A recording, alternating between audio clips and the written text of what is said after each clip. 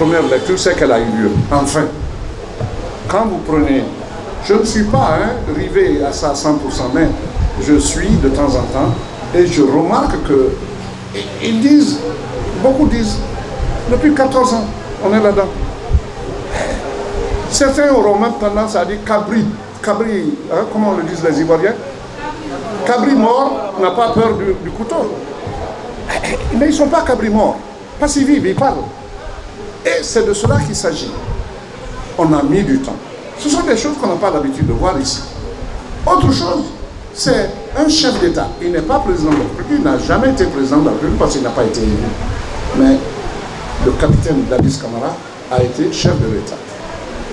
Vous m'avez posé la question ici. Je crois que c'est un ou plusieurs d'entre vous qui m'ont demandé, mais est-ce qu'il doit être là où il est? Je dis, pour qu'il ne soit pas là-bas, le socle de la justice, c'est la loi. Eux, ils sont venus, le CNRD est venu, ils ont réhabilité toutes les lois. Ce qui est rare dans un pays où un coup d'État vient d'avoir lieu. On gère par ordonnance. Ici, ils ne l'ont pas fait.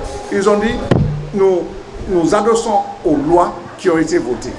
Est-ce qu'il y a une seule de ces lois qui dit qu'un chef d'État qui a été en fonction et qui, malheureusement, sous son magistère, est arrivé un événement tel que l'événement du 28 septembre, est-ce qu'il est dit quelque part qu'il ne doit pas, il doit être mis à résidence surveillée? S'il y en a, je serai le premier à dire on doit l'appliquer. Mais il n'y en a pas. J'ai demandé, ceux qui sont outillés pour ça m'ont dit non, il n'y en a pas. Voilà le but. Réglons les problèmes par la loi et dura lex, c'est lex. La loi est dure, mais c'est la loi.